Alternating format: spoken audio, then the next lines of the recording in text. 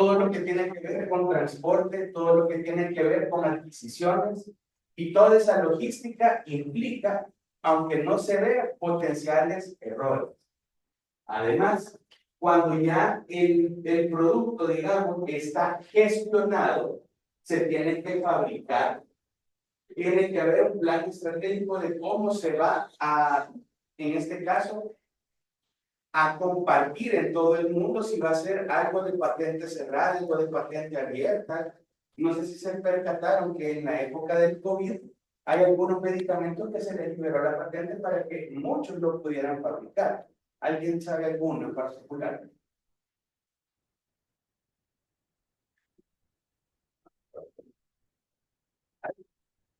Un medicamento en particular que ha sido liberado para que cualquiera lo pudiese fabricar.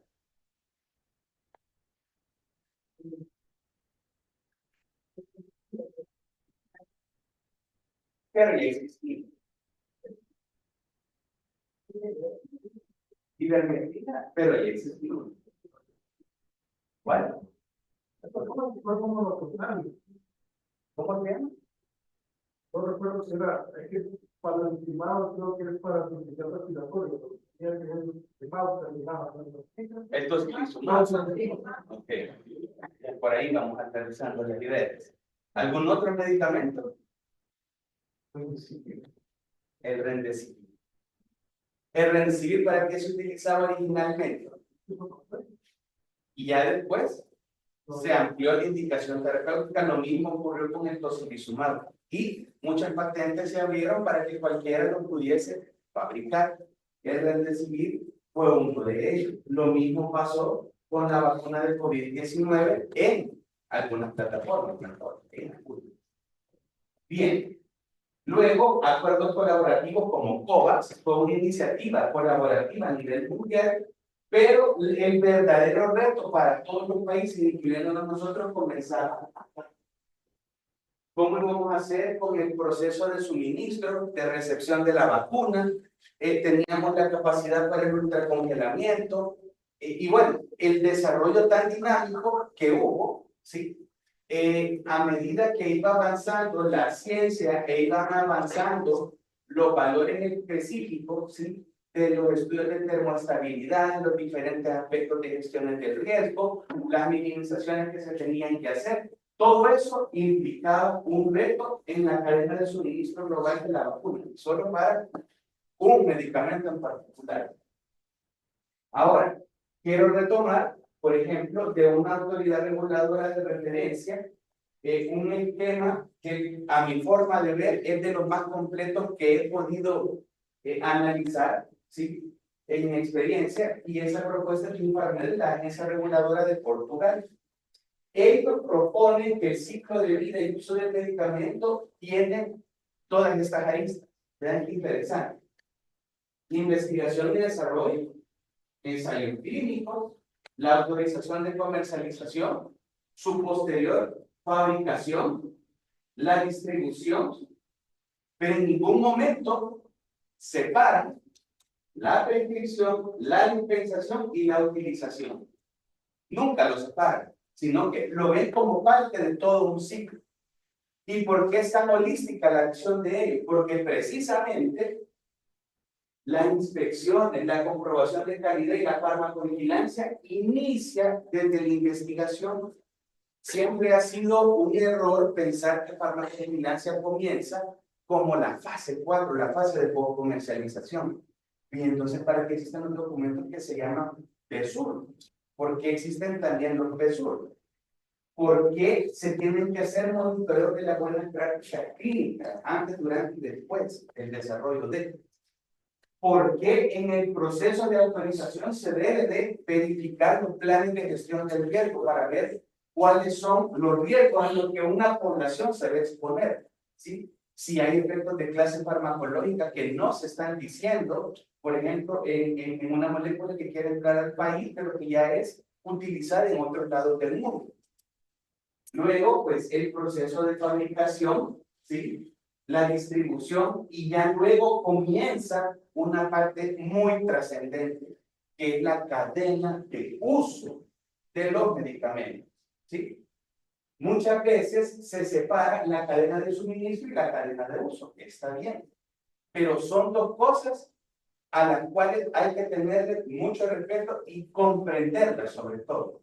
Cuando hablamos de la cadena de suministro es desde que entra una materia prima hasta que sale un producto terminado y se distribuye, para que luego comience un proceso de prescripción, dispensación y utilización. ¿Sí? Y eso es básicamente a donde yo quiero aterrizar las ideas de esa presentación.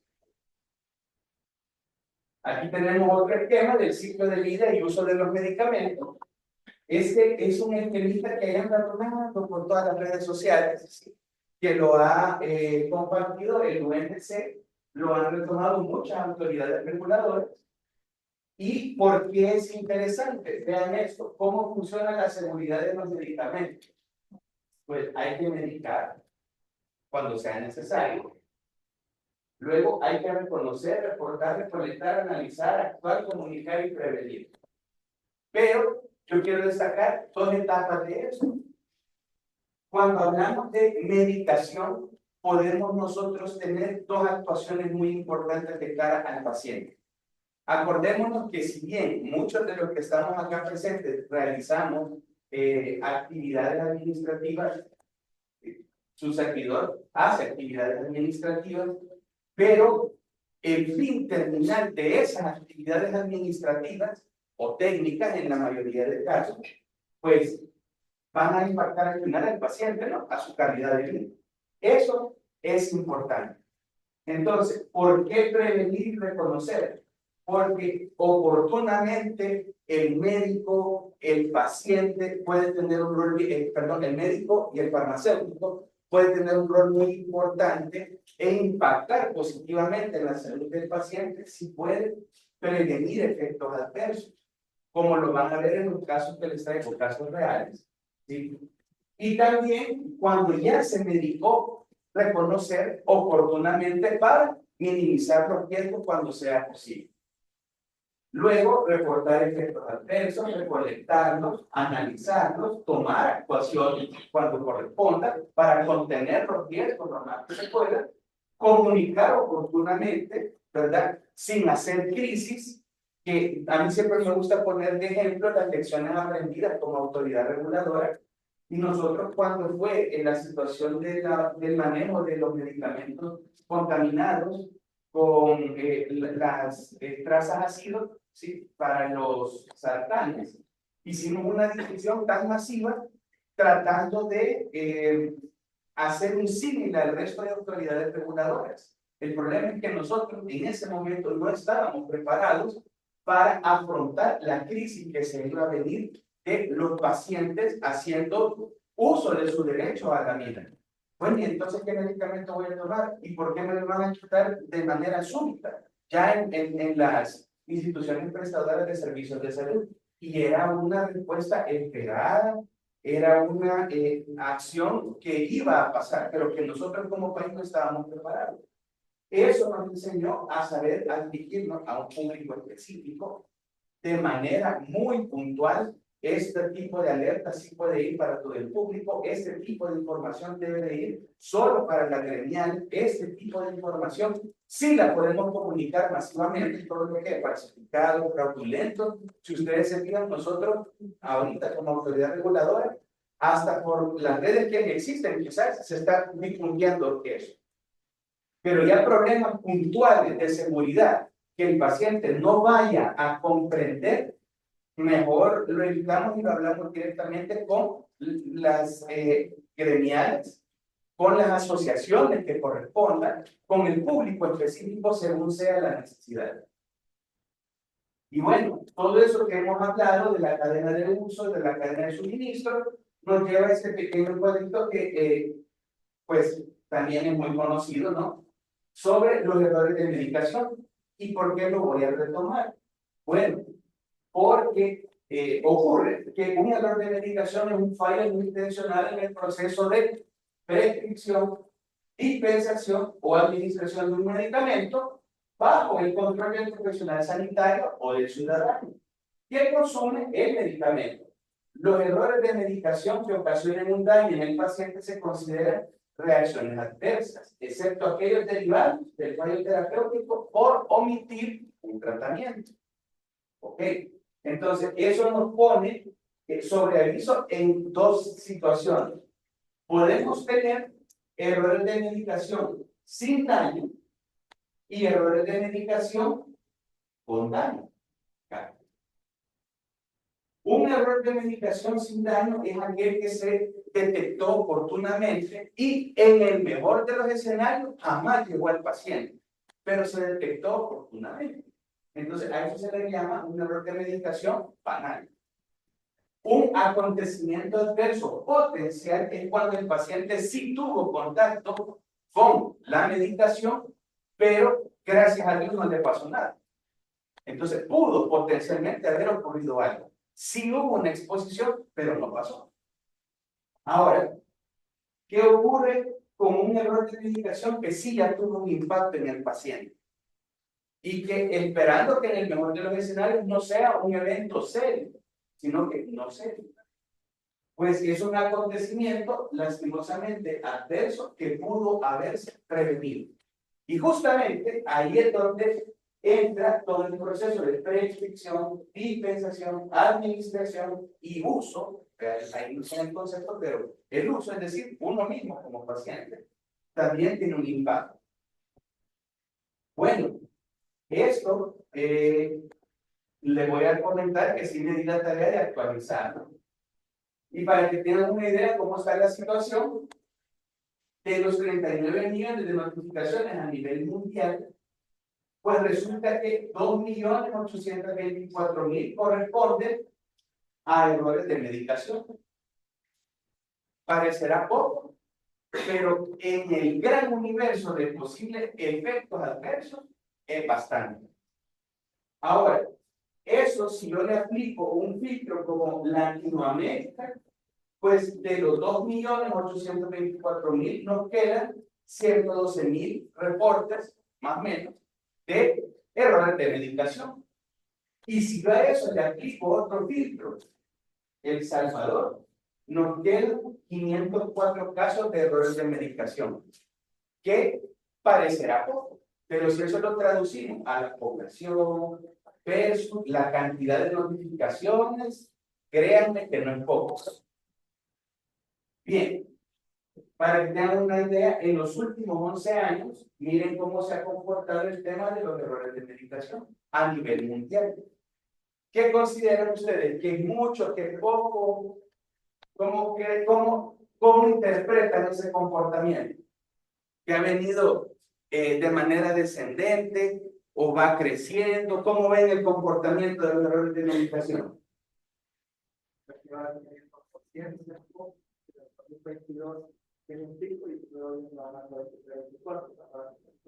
Sí.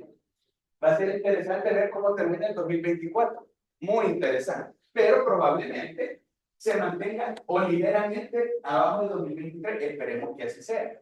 Eso se puede prestar a muchas interpretaciones. La primera y la más responsable, quizás no estamos siendo muy sensibles con las notificaciones de errores de medicación. Puede ser, ¿no?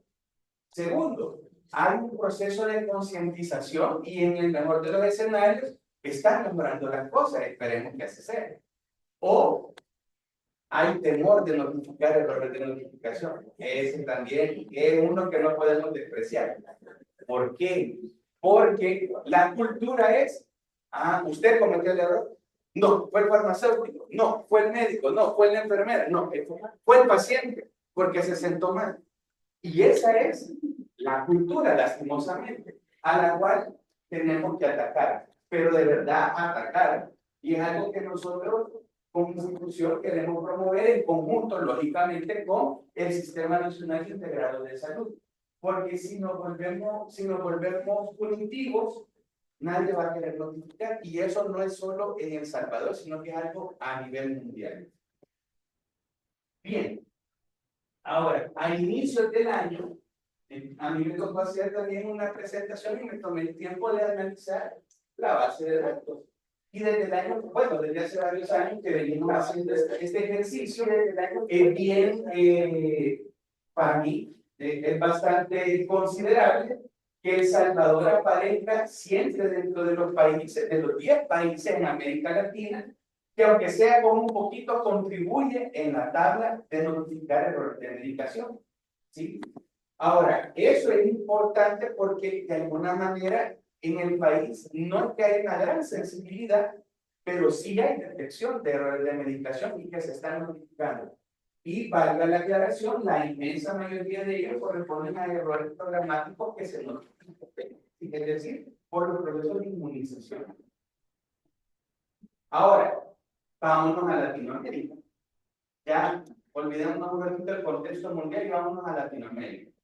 En el contexto latinoamericano, vean cómo se van comportando los errores de alimentación en los últimos 7 años. Podemos decir lo mismo de la gráfica mundial, ¿verdad que no? Y eso que no ha terminado 2024. Vale. ¿Qué ocurre? ¿Qué creen que está ocurriendo en esa gráfica? ¿Por qué difiere tanto de la otra? ¿Será que en la región latinoamericana hay un proceso más alto de sensibilización a detectar o es correcto?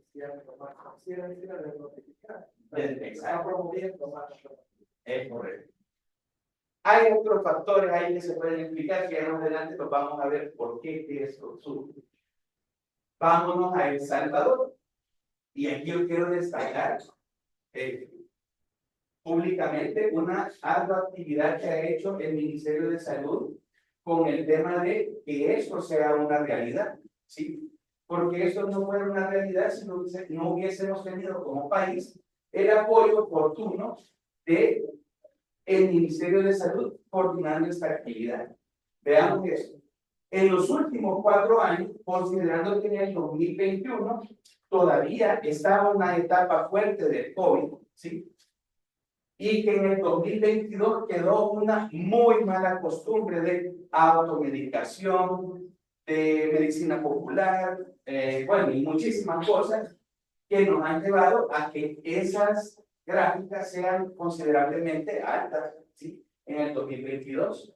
En el 2024 no ha finalizado, pero probablemente quede por debajo del 2023. Ese contexto también algo nos tiene que decir, ¿sí? Y ahora vamos a tratar de aterrizar por qué que eso puede ir disminuyendo. Bien, ahora, ¿cuáles son los principales errores de medicación que se reportan a nivel de la gran base de datos mundial? Ahí están ordenados de mayor a menor, pero yo personalmente quiero destacar los que están en el cajoncito rojo. Vean, errores de prescripción de un producto, error durante la dispensación, problemas de uso, error en la administración, problemas con la prescripción y errores de almacenamiento. Esas actividades que están en el cajoncito rojo, usualmente, ¿a dónde las desarrollamos? ¿En qué ambiente? En industria. Farmacia. En general, en hospitales. Si nosotros somos conscientes de eso, nos vamos a dar cuenta que también, por ejemplo, si hablamos de vacunación errónea, los vacunatorios tienen un alto impacto. Problemas de omisión de dosis del producto lo pueden explicar muchas cosas, tanto en el ambiente hospitalario como el paciente mismo. ¿Sí? El paciente ambulatorio pudo haber olvidado su medicación. Pautas inadecuadas, administraciones de dosis inadecuadas, pues de alguna manera, de forma macro, las que están en el cajón rojo podrían contener a las otras, de alguna manera. Pero lo que quiero destacar es que todo lo que ocurre en el ambiente hospitalario con los diferentes profesionales tiene un impacto ahí, que es real, no me lo estoy inventando. Ahora, miren esa gráfica.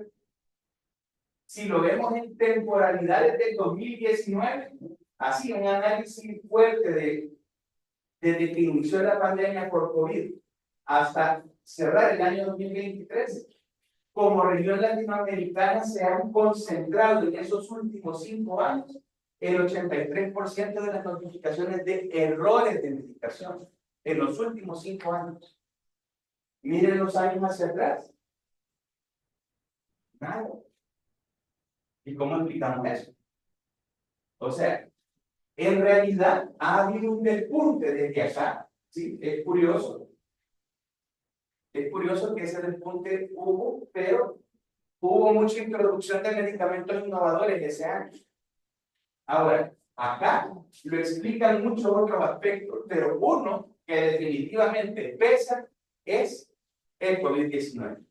Y creo que la pandemia del COVID nos enseñó a todos lo grave que puede ser no hacer una intervención oportuna en los errores de medicación. Ahora, aterrizando un poco la idea a la seriedad de los eventos, pues recordemos que un evento lo consideramos serio cuando causa la muerte, atenta contra la vida, causa o prolonga la hospitalización, genera incapacidad o genera alguna normalidad congénita o defecto de nacimiento, o también cuando ocasiona otra condición médica importante. Nos vamos a detener en las dos principales, una indicador país y otra indicador hospitalario. Muertes y causa o prolonga la hospitalización. A mí me gusta detenerme en el de la prolongación de la hospitalización porque todos los que hemos tenido la oportunidad de trabajar en el hospital, yo la tuve en su momento, sabemos que, o después, yo supe después, porque hasta después tuve la madurez de entenderlo, que entre más tiempo un paciente está en el ambiente hospitalario, público, porque en el privado pues ese es el negocio, pero público es diferente. Es diferente porque el impacto que tiene en el Estado, el impacto que tiene la calidad de vida del paciente, sobre todo, que la estancia prolongada puede causarle que pueda adquirir una enfermedad nosocomial, una resistencia a antimicrobiano que sea difícil o inviable de tratar. Entonces, todo ese cúmulo de situaciones es necesario entenderlas por qué se deben evitar. Porque lastimosamente, como, bueno, mi experiencia me ha enseñado, las autoridades se les hablan los términos que entienden. Hasta que se les hablen estos términos, entonces las situaciones pueden tratar de aterrizarse un poco, mientras no se va a comprender la hemorragia que eso le está causando a los sistemas de salud pública.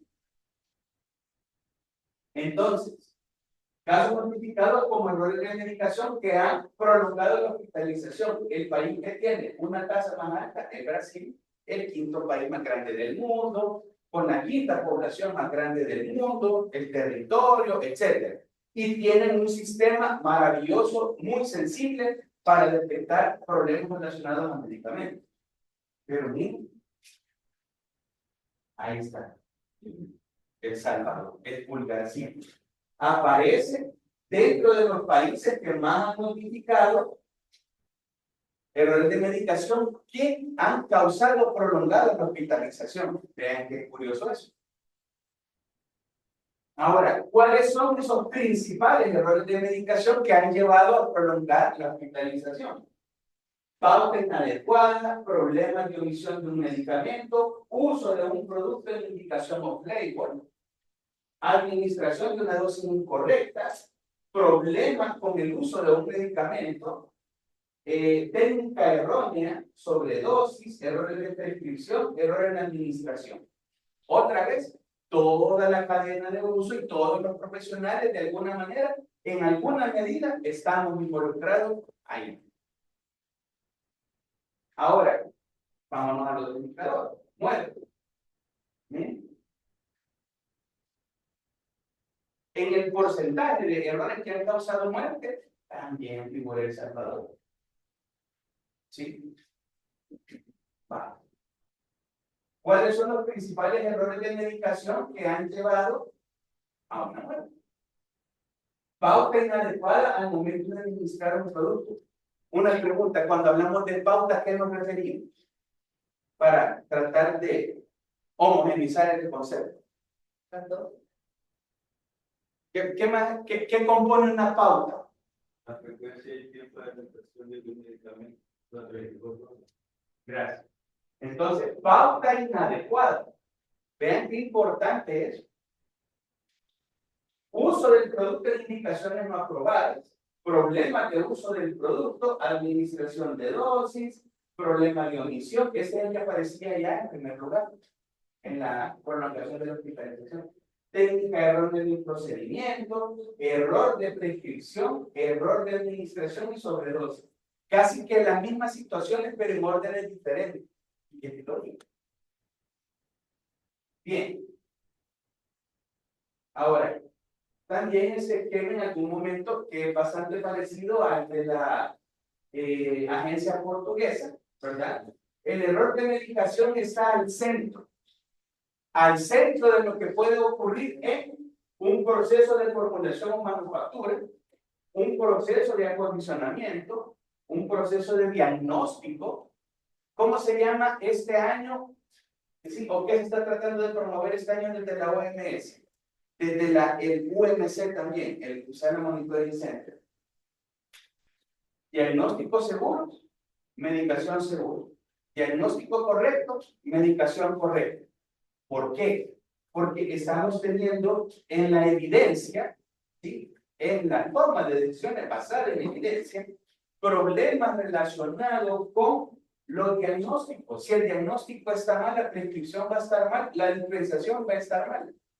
Y cómo el farmacéutico se va a meter hasta la diagnóstica. Ahí sí ya es complicado. ¿Sí? Porque esa es la expertise de otras áreas. Entonces, la concientización debe iniciar desde el diagnóstico correcto. Prescripción correcta, por supuesto, una dispensación correcta y una administración correcta. Diagnóstico y prescripción, ¿a qué profesional de la salud le corresponde? Médico. Dispensación, fíjense, dispensación, no despacho, dispensación, ¿a quién le toca? Al farmacéutico. La administración, ¿a quién le corresponde? Enfermería, sí. El mismo paciente, exacto. Errores en la formulación y manufactura, ¿ese rollo a quién le toca? ¿A quién le toca? Al fabricante, pero dentro del fabricante, ¿quién? Sí. Errores de acondicionamiento, digamos que puede ser una cuestión ahí más o menos compartida, pero en un centro de almacenamiento, para que nosotros lo podamos aperturar ahí en la superintendencia, que necesitamos que haya en planta un farmacéutico. Es decir, el farmacéutico, querramos o no, tenemos un papel tan trascendente en todo, ¿sí? Pero así trascendente, que estamos presentes casi en todas las etapas. Entonces, ahora, hablando de la cadena de uso y suministro, vean, ¿cuáles son los principales errores que se dan al momento de almacenar medicamentos? Miren, almacenamiento inapropiado. Miren que las estivas van, que ya salieron del techo. No puede ser así. Error de almacenamiento de un producto. ¿Cuál es la diferencia esencial? Almacenamiento de un producto y almacenamiento inapropiado de un producto en uso. ¿Qué sería?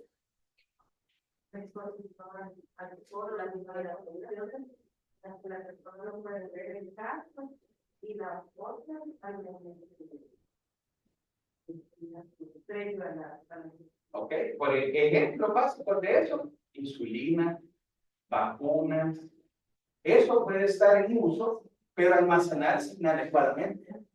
Así de simple. Y error de almacenamiento de un producto, ya hablamos, por ejemplo, en un almacén, ¿sí? En un almacén, en el área de farmacia, etcétera, a donde se tenga que tener. Almacenamiento incorrecto de un producto, almacenamiento incorrecto de un fármaco, ¿sí? Solo estas 4 situaciones generan casi el 88% de los errores que se han reportado en Latinoamérica, porque seguimos en este contexto, ¿sí? Para la cadena en la etapa de almacenamiento. Veamos ahora en la etapa de prescripción. Error al prescribir dosis de un medicamento. Dosis. Vean qué interesante. Error en prescribir el medicamento, ¿sí? O sea, me equivoqué de fármaco. Error en prescribir la frecuencia de administración, allá lo que decía el compañero, parte de la pauta. Error de prescripción de un producto y error en la prescripción de la vía de administración. Esas 5 condiciones me suman un 92% de los errores a nivel de Latinoamérica. ¿Sí? En la etapa de prescripción. ¿Qué quiere decirme a mí esa gráfica? Que me tengo que sentar con el médico. Mire, señor médico, están ocurriendo un montón de problemas serios. Serios. Yo sé que toda la vida hemos tenido una situación un poco médico-centrista, pero mire, la cosa va cambiando. Porque la medicina basada en evidencia dice que eso es lo más frecuente y aquí necesito que le ponga ojo por los pacientes. Durante la dispensación, hagámonos mea culpa, veamos. Dispensación errónea de un medicamento. Error durante la dispensación de un producto. Dispensación de un fármaco equivocado, aquí entran los medicamentos LASA, la isoapariencia, todo eso que ya conocemos. Dispensación de cantidad equivocada de un medicamento, error de dispensación según lo que está escrito, ¿sí? Todavía tenemos esas dificultades con la prescripción a mano, que es una realidad. Creo que poco a poco la idea es ir llevando a que los sistemas funcionen de manera digitalizada, ¿no? Para reducir todavía eso un poco más.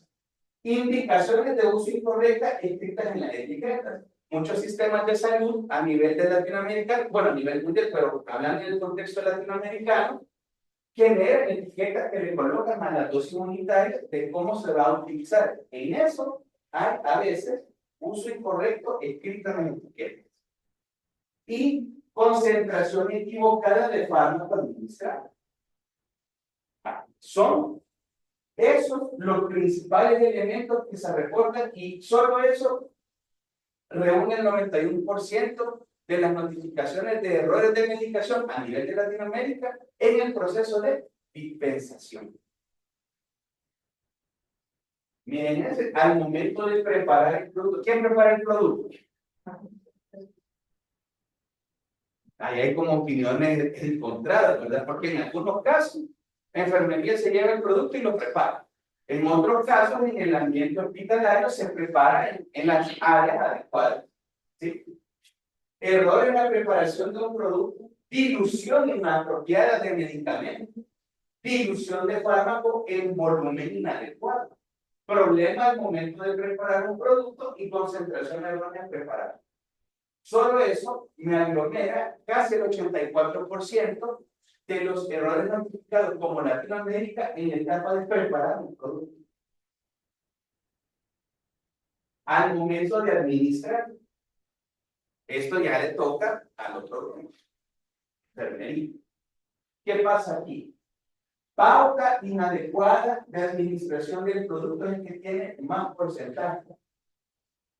No se cumplen a veces las frecuencias. Administración de dosis inadecuada, en menos dosis, en más dosis. Error en la administración.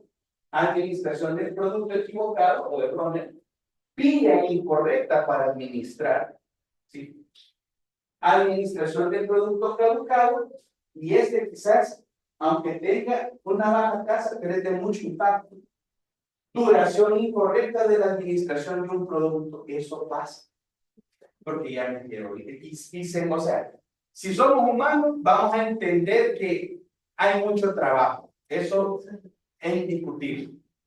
Pero a veces esa premura puede llevar a cometer errores irreversibles. ¿Qué tal si yo le estoy inyectando un fenobarbital endovenoso a un paciente? ¿Qué va a provocar la administración veloz del fenobarbital? Una depresión respiratoria casi que súbita. ¿Sí? Entonces, pues, por mucha necesidad que tenga de retirarme, mejor soy consciente y le pido el favor a otra persona que lo haga, pero que lo haga a mí, ¿verdad? Por esas situaciones, y se dan a nivel mundial, no solo aquí, en todos lados.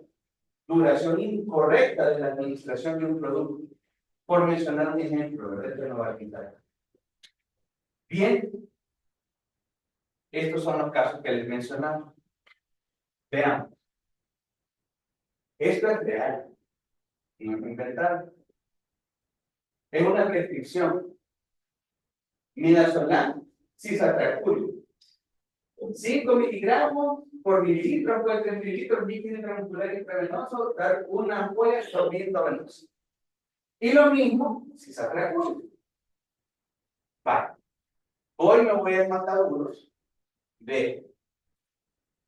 Voy a buscar midazolam, voy a buscar cisatracurio como medicamento principal y luego voy a buscar interacción. Creo que no nos tardamos unos 3 o 4 minutos en hacer bien esa actividad. Entonces, si lo que busqué fue cisatracurio, voy a buscar ahí en el diccionario inmerso el otro medicamento para ver si hay interacción. Entonces, como estaba buscando cisatracurio, pues lo que era midazolam, y ven, midazolam, el riesgo o severidad de sedación y depresión del sistema nervioso central puede incrementar sobre el midazolam combinado con cisatracurio. Hay una interacción. Pero, clínicamente, ¿será un beneficio? ¿Será un riesgo? ¿Qué balance queda? ¿Será que el médico está entendiendo eso? Le voy a explicar. El cisatracurio, ¿para qué se utiliza? Usualmente.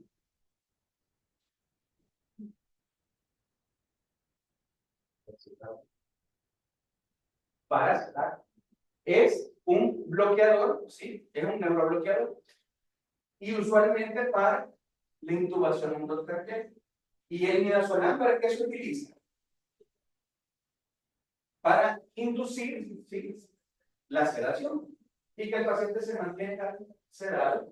Aquí disminuimos el reflejo de la tráquea y otra cosa.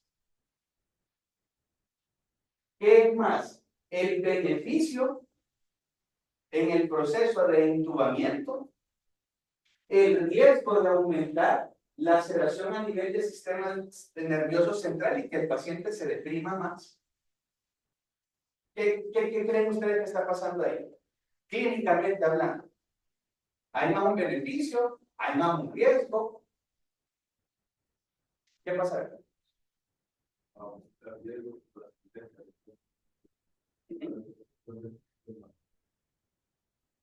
Sí, sí, definitivamente hay una sinergia, pero en este caso, para los pacientes, sí. Bueno, desde nuestro punto de vista, es de valorar la patología a la que está prescrita ese medicamento, porque no podemos generalizar, ¿verdad?, una concepción especial. Usted no sabe si el paciente está en un servicio de hospitalización común y corriente o está en un hecho de agudo.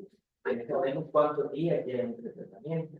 Hay diferentes condiciones por las cuales no se ocupa nuestra dosis. No, que se ocupa dosis mucho mayor, porque el paciente o está muy grave o ha venido con una quemadura de cierto grado, una gran cantidad de cuerpo, en casi todo el cuerpo, que si se llega a despertar, le colapsa. Entonces nos mantiene sedado mientras está de tratamiento. Entonces, algunos coctelitos, ¿verdad?, que no son muy recomendables si se usan. Cosas como esas se dan, porque si se da, y se da que otro tipo, ¿verdad? Pero habría lo que valorar, falta que haya más información del paciente que me permita a mí cuestionar eso. Porque para que un colega cuestione a un médico, necesita más información. Para el caso, hay pacientes a los cuales se les deja combinadamente 2 diuréticos, ¿ya? Pero resulta que el paciente reporta que se siente mareado, que se siente sin ánimo, entonces, pero los 2 diuréticos se han dejado. ¿Es conveniente dejarle diuréticos a una persona en esa situación? Hay que valorarlo, porque si es un anciano, estamos haciendo que esté pulsando eso, y ahí no solamente se va uno que otro electrolito, se va el potasio también. Entonces, es de valorar, siento yo que se necesita más información para poder alimentar. Totalmente de acuerdo con usted. Entonces, no es que solo voy a cuestionar la situación, sino que todo depende de un macro contexto. Gracias por la intervención. Ahora, yo le puedo decir con certeza que este paciente es un paciente UCI. ¿En qué cambiaría eso? ¿Sí? Es un paciente que necesita estar intubado. Entonces, muy probablemente, sí, y voy a ocupar las palabras muy probablemente, es más el beneficio de mantener la sedación, bajar el reflejo de la tráquea, que el riesgo de la depresión, que de alguna manera es algo que espero que en esos coctelitos, como que mencioné, y al final, clínicamente hablando, el balance riesgo-beneficio se mantiene a favor del beneficio que del riesgo que puede implicar esa combinación. Vamos a otro. Bien, meropenem, levetiracetam y ácido valproico. ¿Sí? Ácido valproico fue mi target de búsqueda y en el buscador inmerso colocamos meropenem. ¿Qué ocurre con el meropenem? La concentración sérica del ácido valproico puede disminuirse cuando es combinado con meropenem. Vale.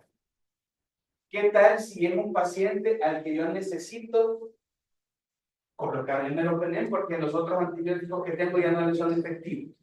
¿Qué creen que va a pasar con ese paciente?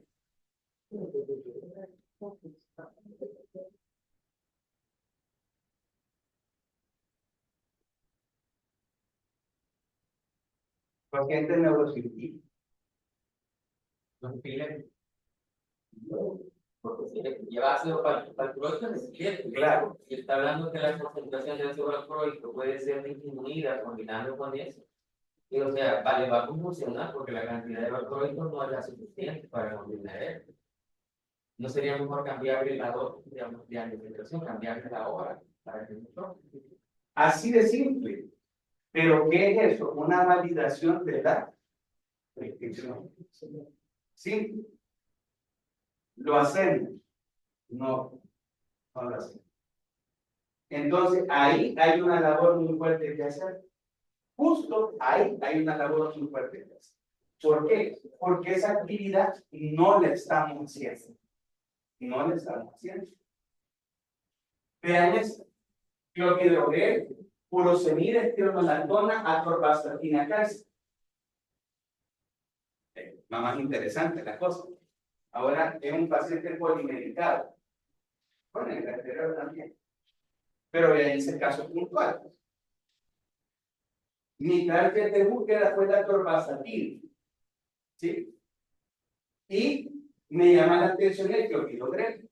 El clopidogrel tiene interacción, porque el metabolismo de la atorvastatina puede disminuir cuando se combina con clopidogrel.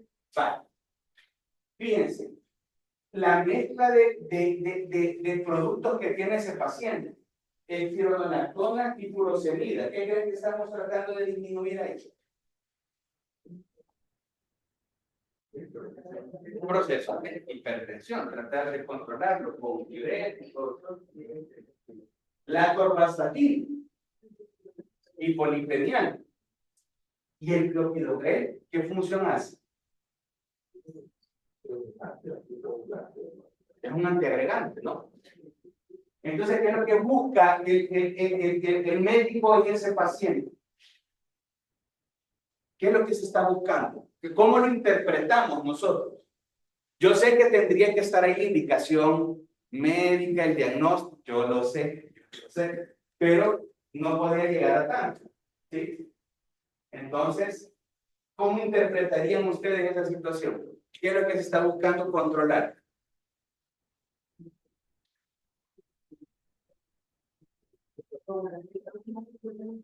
Muy probablemente que sea un paciente ya de edad media, ¿sí? En el cual se está buscando controlar la hipertensión a través del manejo de la diuresis, evitando un estrechamiento de la arteria por el tema de los líquidos, de colesterol triglicéridos y evitar coágulos. Ok.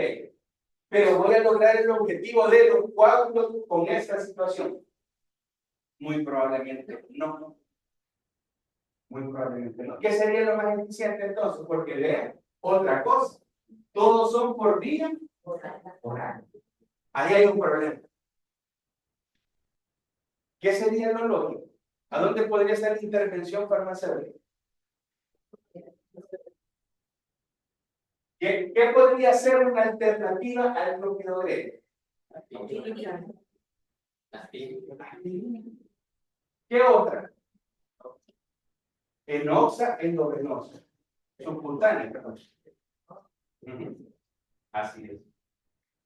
Cambiamos la vía de administración, logramos el mismo fin, evitamos el efecto del primer paso, logramos el objetivo.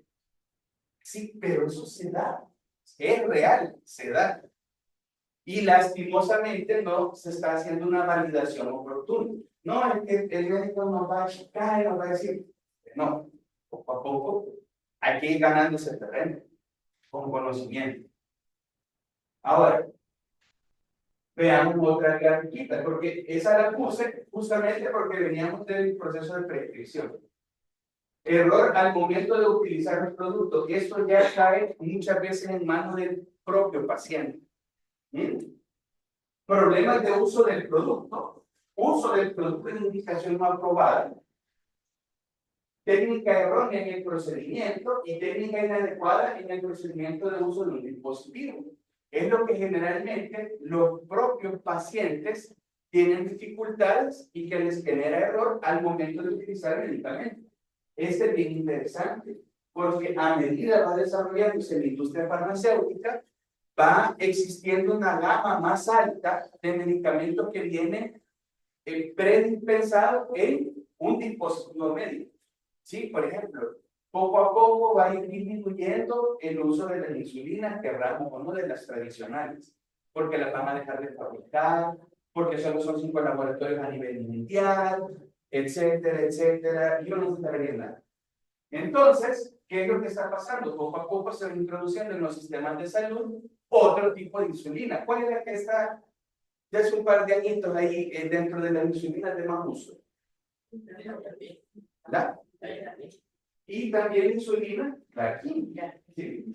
Que viene también en pluma precarga. La misma situación, solo que el mecanismo de obtención, de producción, es un tanto diferente. Entonces, cosas como esas, las insulinas, la heparina fraccionada, todo eso, las de bajo peso molecular fraccionada, son medicamentos que vienen precargados en dispositivos. Los medicamentos para inhalación, ¿sí? Vienen en dispositivos. Entonces, todo eso le genera muchas veces errores al paciente. Veamos esto. Este es un documento del año 2003. Vean qué interesante. Impacto económico, que ese es la razón de ser de la ponencia de este día. Todo lo que yo les he dado ahorita es un contexto para aterrizar en esto. Impacto económico de los eventos adversos en los hospitales españoles a partir del conjunto mínimo básico de datos. Esa es una metodología para recolectar información de los pacientes, el CMBD, que es el conjunto mínimo básico de datos. Vean el objetivo de ese estudio. Evaluar la incidencia y los costos de los eventos adversos presentes en el conjunto mínimo básico de datos en los hospitales españoles en el periodo de 2008 a 2010. ¿Cuál fue el resultado de ese estudio? Se incluyen 245.320 episodios de eventos adversos, con un costo de 1.308 millones de euros. Aproximadamente 17.000 episodios sufrieron un evento adverso, lo que representa un 16.2% del costo total. Los eventos adversos ajustados por el grupo relacionado por el diagnóstico incrementan el costo entre 5.260 y 11.905 euros. 6 de los 10 eventos adversos con mayor costo incremental son posteriores a las intervenciones quirúrgicas. Y el costo incremental total de los eventos adversos es de 88 y un poco más millones de euros, que es un 6.7 adicional del total del gasto sanitario. Y no estamos hablando del costo de un hospital, sino que estamos hablando del sistema español, uno de los más respetados en el mundo. ¿Sí? El problema del manejo de los errores de medicación y en general de los eventos adversos implica eso en ese sistema de salud pública. Conclusiones: valorando el impacto, los eventos adversos representan relevantes costos que pueden revertirse en mejora de la calidad y la seguridad del sistema de salud. Ahora, esto no lo digo yo, lo dice la Organización Mundial de la Salud y es un documento reciente. Tuvimos el 10 de octubre la oportunidad de reunirnos con todos los directores de hospitales del sistema, bueno, no del sistema, ese viene después, ahorita solo del MINSAL. Y tuvimos la oportunidad de darles varias dosis de información, pero sobre todo que entiendan el papel de los farmacéuticos y el papel de la farmacovigilancia en los ambientes hospitalarios. Porque muchos directores o muchos médicos creen que solo es la hojita amarilla y llenar la mano. Ya. No, no es solo eso. Entonces, veamos estos datos. Alrededor de 1 de cada 10 pacientes resulta dañado cuando recibe atención en salud. Y cada año más de 3 millones de personas fallecen como consecuencia de ello. En los países de ingresos medianos y bajos, 4 de cada 100 personas mueren por este motivo. Más de la mitad de estos daños, es decir, 1 de cada 20 pacientes, se pueden prevenir y la mitad se debe a medicamentos. Según algunos cálculos, 4 de cada 10 pacientes sufren daños durante la atención primaria y ambulatoria. El 80% se podría prevenir. Algunos eventos adversos habituales que pueden provocar daños prevenibles se deben a errores cometidos durante la identificación de pacientes, el diagnóstico o la prescripción, así como caídas, transfusiones de sangre sin analizar adecuadamente y también riesgos que se podrían evitar durante procedimientos quirúrgicos. También pueden producirse eventos adversos como infecciones asociadas con la atención de salud, úlceras de cúbito y tromboembolismo venoso. Los ejemplos que les puse tienen que ver con infección asociada, en el caso del meropenem, porque bajamos sin querer la concentración plasmática de un medicamento. Puede ser que otro medicamento me baje la concentración plasmática de meropenem y ahí estamos más fregados todavía. Bien, se ha calculado que cada año los daños causados, ¿sí?, a los pacientes reduce hasta un 0.7% el crecimiento económico mundial.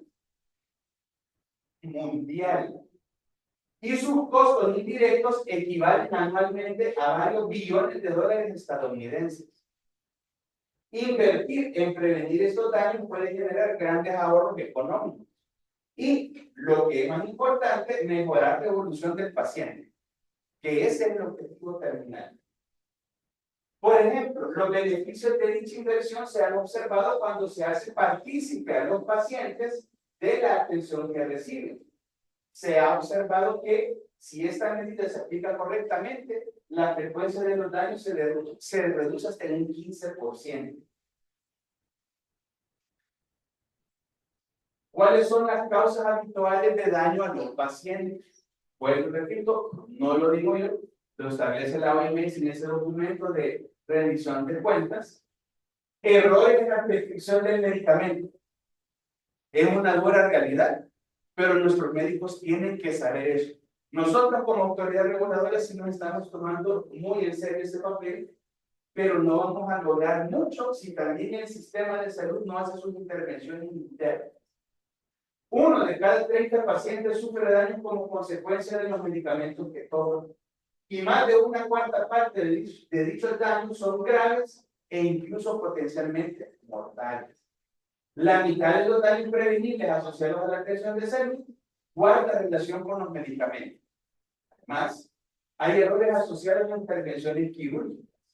Y por eso colocaba el caso inicial, ¿sí?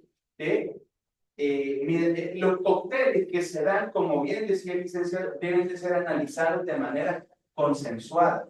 No deben de ser un estándar para todo paciente que entre música, esto le vamos a dar, punto. Y solo le gustamos dar $2 y no es así.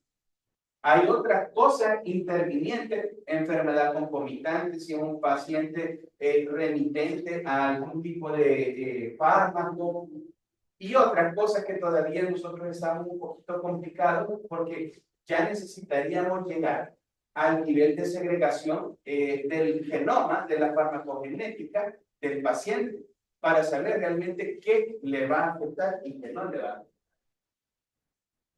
También las infecciones asociadas a la atención en salud, pues esto no es algo oculto, es un secreto a voces que sabemos que está ahí circundando en los ambientes hospitalarios. Errores al momento del diagnóstico, ¿sí? Es otra situación muy grave. Entre el 5 y 20% de las interacciones entre médico y paciente se producen errores de diagnóstico. De acuerdo con una serie de informes realizados por médicos, en al menos el 0.7 de los ingresos hospitalarios de adultos, se encontraron errores de diagnóstico. Multiplica ese 0.7 por la población mundial y le va a dar un número bien alarmante. Entonces, ¿cuántos eventos adversos conoce usted que han quedado sin atención en su institución? ¿No? ¿Cuántos pacientes conoce usted que se han complicado durante el estancia hospitalaria a causa de un mal manejo o prevención de efectos adversos? ¿Cuántos recursos económicos se están derramando o perdiendo durante la estancia hospitalaria a lo largo de un año? Sería grandísima la cantidad y muy probablemente se puedan utilizar esos recursos en otras cosas, porque más allá de la calidad de vida del paciente, ¿qué implica una prolongación de la estancia hospitalaria? Más uso de medicamentos, menos camas disponibles, más alimentación, todo es más. Todo es sumar y multiplicar y nada de restar y dividir. Entonces ahí nos complicamos grande con el sistema de salud. ¿Y cuántas pérdidas de vida podría prevenirse haciendo intervenciones oportunas desde la lista de la farmacovigilancia de forma preventiva? ¿Cuántas intervenciones estamos dejando pasar? Por no tener implementado en nuestros sistemas de salud, específicamente en los hospitales de segundo nivel y tercer nivel, actividades, pero bien definidas de farmacovigilancia. No lo sabemos. Así que muchas gracias por su atención.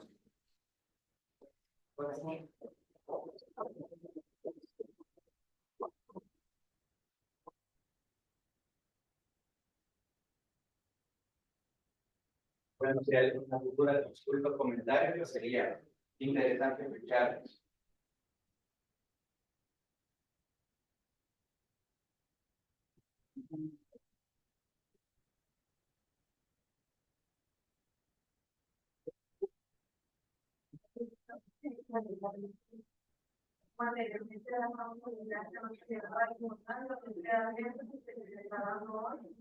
Creo que lo que trabajamos en el hospitalario lo vamos a hacer que el comité de farmacoterapia,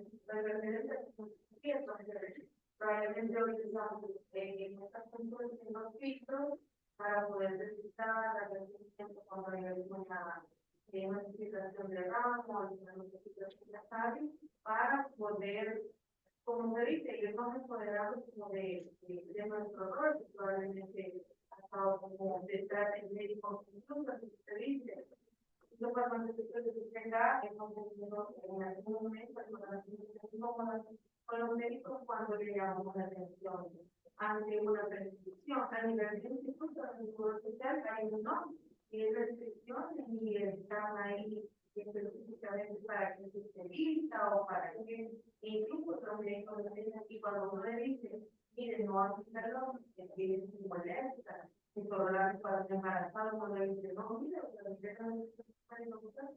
y se molesta. Por seguir 120 tabletas para los pacientes. Uno como farmacéutico, a mí me ha tocado ir con el médico de dirección y 120 tabletas para los pacientes como bajo una justificación médica.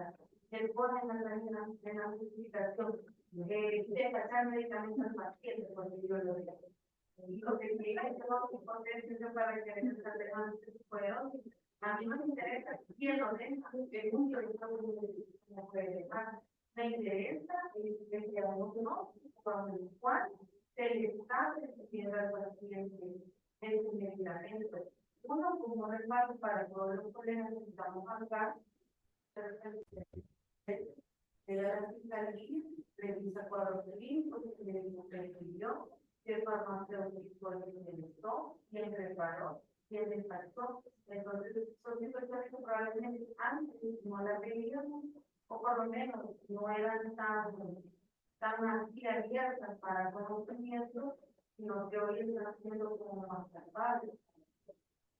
En ese sentido, agradezco por ponerse porque nos sirve como para no es algo que no estaba, como para irnos empoderando y tomando el rol que quizás nunca se nos había dado.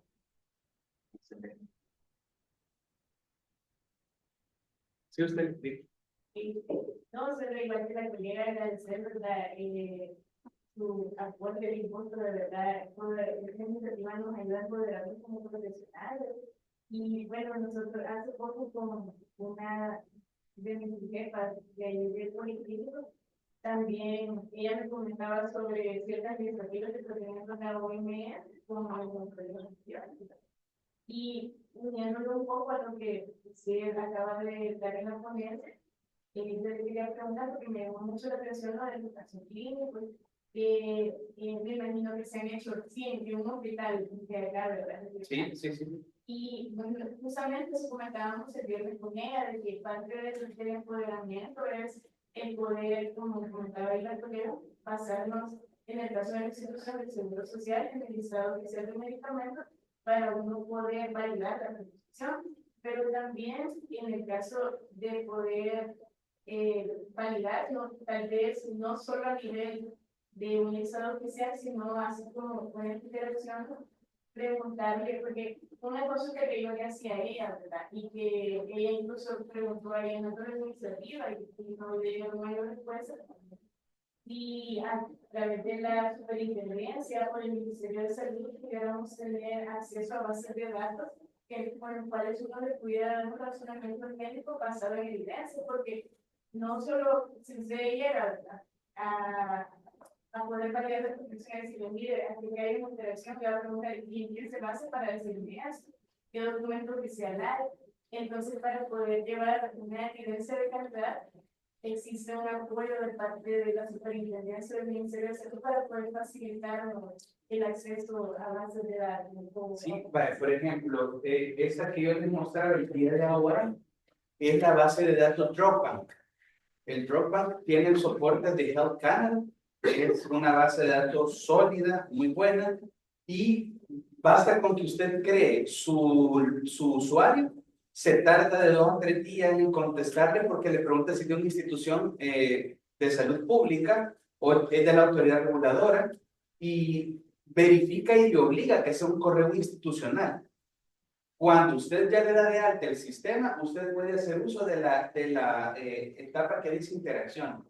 Mientras usted entra de manera gratuita, porque es gratuito, pero no se ha logueado, no le va a dejar utilizar esas partes. Entonces, la de las interacciones es gratuita, pero si usted tiene acceso a la base de datos, solo es de crear el usuario y la contraseña. Sí, obligatoriamente, institucional. Sí.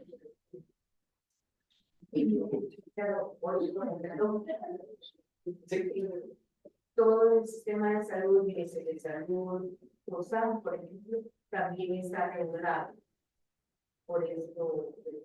Sí, sí. Es que ahora el marco, o sea, la ley del Sistema Nacional Integrado de Salud establece que el ente rector en materia de salud es MINSAL. Sí, nosotros formamos parte del Sistema Integrado de Salud, antes como Dirección Nacional de Medicamentos, ahora como superintendencia. Pero para ciertas funciones reguladoras, la superintendencia va a regular a todas las instituciones. Las prestadoras de servicios de salud públicas, privadas, industria.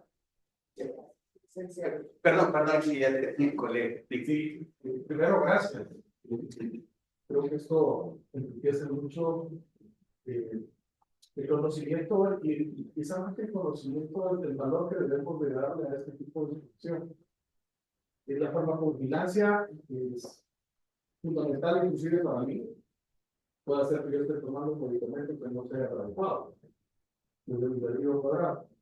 Entonces, me parece sumamente valioso. Ahora, ¿qué pasa hemos visto o hemos asociado farmacovigilancia principalmente al hecho de eventos adversos?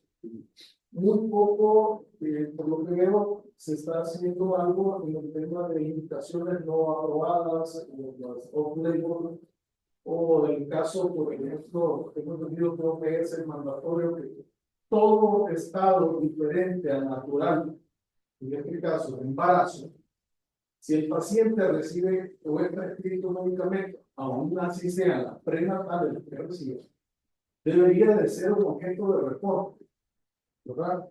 Entonces, sabemos que en el país, pues, la natalidad es sumamente alta. Sí.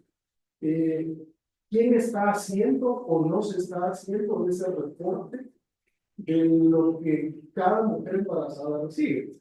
Desde las prenatales o inclusive vacunas, y aunque tengan una indicación y estén indicadas en su inserto para el uso y embarazo, pero es una obligación reportar estas indicaciones en condiciones no normales, como el caso del embarazo. Se está haciendo ese reporte y porque eso creo que incrementaría la cantidad de reportes que sería. Sí, quizás ordenando la idea. Vale. Están los indicadores de país y los indicadores materno-infantil son trascendentes para el país. Evitar muerte fetal, sufrimiento fetal, muerte materna, sufrimiento materno y todo lo que eso conlleva con las nuevas leyes que se han creado, lo regula y se debe de recolectar la data en cada establecimiento prestador de servicio de salud, según corresponda. Sí hay notificaciones, sí se llevan esas métricas en cada centro de atención, en cada centro hospitalario, pero no necesariamente eso nos va a aumentar el reporte. Le comento por qué. Muchas veces cuando son situaciones esperadas, aunque sean en poblaciones no, digámoslo así, las esperadas como tal, pero que sí está definido que va a hacerse el uso para ese tipo de grupo etario o esa población en particular, se hacen las notificaciones, pero no avanza, porque como ya es algo esperado, y si no ha habido un evento adverso, el cual es de especial interés, pues no va a avanzar mayor cosa. Con respecto a lo otro que mencionaba, le comento un poco, quizás no hay que comentarle, se lo voy a mostrar.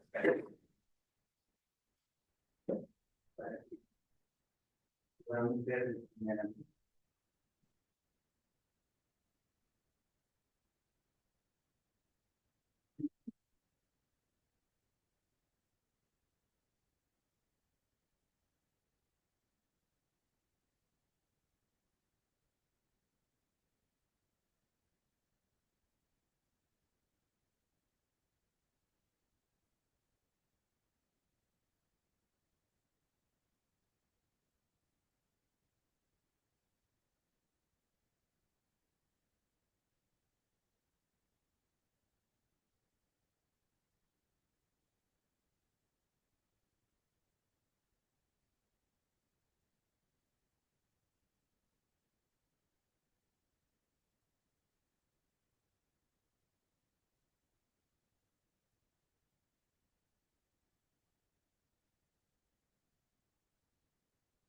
Vale. Por ejemplo, en la página web de la superintendencia, si nos vamos al servicio, luego nos vamos a comité de fármacos,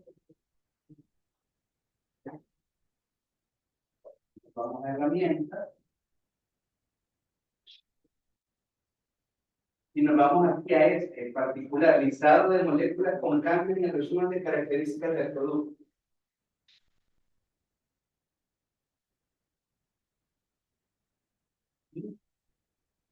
Hace un momento del sistema.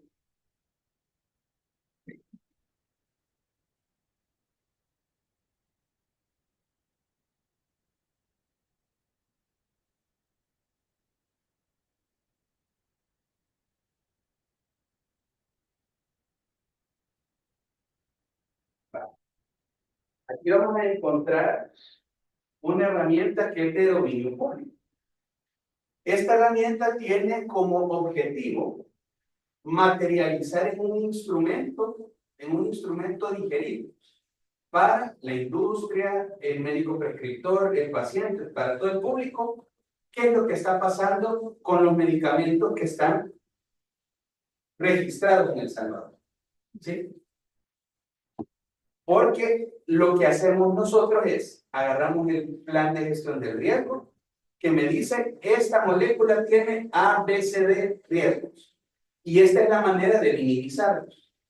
Luego viene el informe periódico de seguridad, que el informe periódico de seguridad establece para esta molécula cuáles son las nuevas señales ya cerradas, ya confirmadas, que se convierten en un nuevo evento adverso, pero que no están incluidas todavía en las regulaciones del país.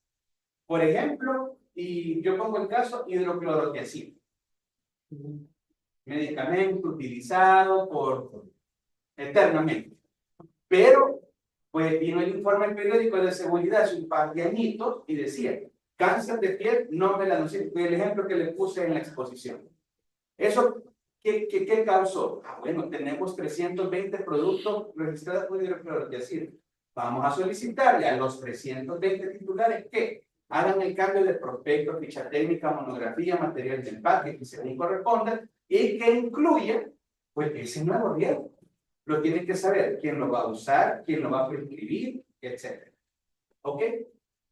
Pues cada uno de estos enlaces es un perfil de seguridad que se está modificando y que ahí estamos diciendo, hay nuevas indicaciones terapéuticas, nuevos grupos etarios, reducimos grupos etarios, se están aumentando nuevos eventos adversos, la frecuencia cambió, ahora ya no es un evento raro, sino que es un evento frecuente. Todo eso dice en cada uno de esos elementos. Por ejemplo, vamos a uno reciente.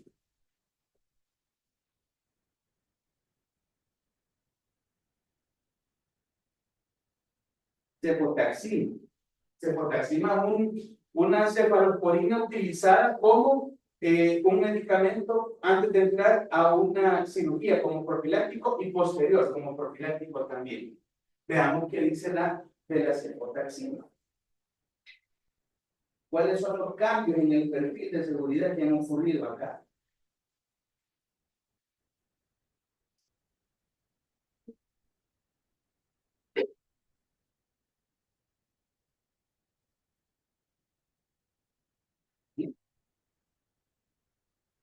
Aquí está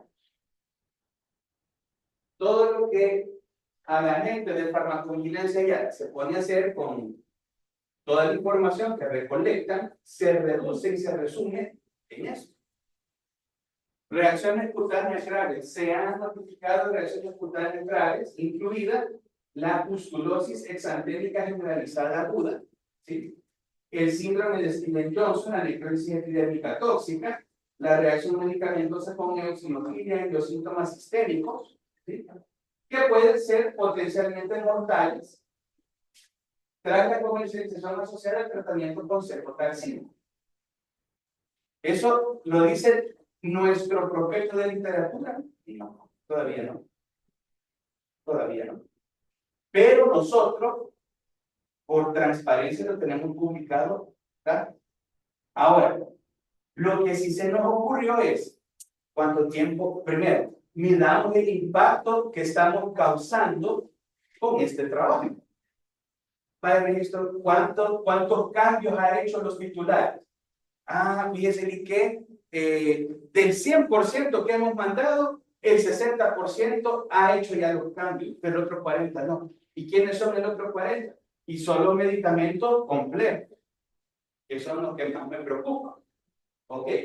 Entonces, no, cambiemos la dinámica de eso. ¿Y qué es lo que hemos optado ahora? Se hace un resumen de los medicamentos que forman el listado oficial de medicamentos, el listado institucional de medicamentos esenciales para el MinSal que tenemos acá, y como también sería yo mentiroso si les digo de todos los grupos hemos hecho las evaluaciones, porque no es así. hemos priorizado grupos específicos. ¿Cuál? Los de interés, por ejemplo, para manejo de enfermedades crónicas. Primero, medicamentos cardiovasculares. Ok. Entonces, a estos medicamentos le vamos a sacar el nuevo perfil de seguridad y lo compartimos en tiempo real con el director del primer nivel de atención, director de hospital, y lo mandamos a todos los directores de los hospitales para que baje de ahí a los médicos prescriptores y a los farmacéuticos. Hemos hecho un ejercicio de eso y van a empezar los inspectores a llegar para verificar si ya se tiene esa información, si ya la conocen. Lo más probable va a ser que no. Pero eso nos va a servir como métrica para empujar, ¿verdad? Por así tiene que ser. Entonces, para que vean, esto sí se está haciendo. O sea, para nosotros las notificaciones es una pequeña parte. Cuando hablamos de farmacovigilancia es un poco que incluye, pues obviamente, esa actividad, ¿verdad? Entonces, eso es lo que le puedo comentar al respecto, no sé si le di respuesta. No, sí, es lo que le decía. Creo que eso, la farmacovigilancia desde la profesión debe ser una cultura, ¿verdad? Y deberíamos de estar atentos a todo lo que está sucediendo, independientemente yo me desempeño o no me desempeño en un área, sino por el hecho de ser farmacéutico, ¿verdad? Entonces, todos sabemos que aquí en el país se han hecho, no sé si lo recuerdan, también los más grandes, pues, pero había un medicamento que se llamaba Revitec y salió el otro que se llamaba Ravitac, ¿verdad? Entonces, era un problema y con la letra partner de algunos médicos se dio esa situación. Para los que no conocen, yo me dedico a la parte privada y mi rollo son las vacunas. Hay una vacuna oral que es la de rotavirus, recién se lanzó esa vacuna en su momento. Como digo, desde la profesión debe ser una cultura, ¿verdad? No solamente por un compromiso. Totalmente de acuerdo. Sí, perdón. Es que pasándonos pegadito a lo que estamos hablando mucho como experiencia también de farmacia. Evidentemente, con respecto cuando hablaba de diferentes almacenamiento, hablábamos que podrían ser de dos formas, que el paciente no guardaba medicamentos que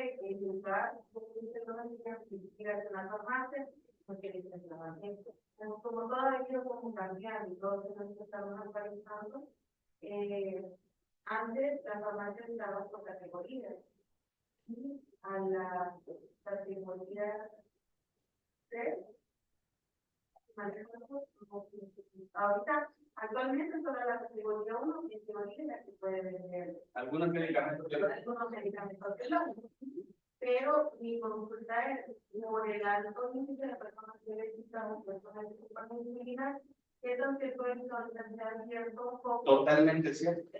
Es totalmente cierto. Quiere decir que en ese sentido, pues quisiera como que información así se pudiera, ¿cómo explicarle? Por ejemplo, cuando fue la del mujer, a mí me llamó la atención porque cuando llegué a la farmacia, me dijo a la dueña del lugar, y desde que me por ejemplo, que no tenía que ella, aquí no hemos tenido la decisión, ok, luego le dije investigar, a veces como regentes, información no está en los portales, y nos enteramos porque los dueños o las personas que hablan como de la población que están dando, le dicen a la secretaria, que necesito para ir a tal cosa.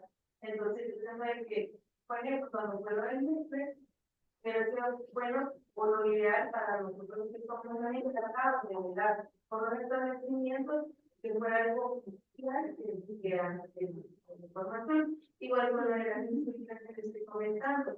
Yo lo sabía, pero como una rumoración de que ahora sí, desde que se lleve la bitácora, que el control, que usted como farmacia, es muy importante la teoría, lleva como el resguardo de la cadena de frío y de esos medicamentos, pues no hay ningún inconveniente. Pero muchas cosas a veces nos enteramos como corporaciones, no porque haya algo oficialmente en el portal.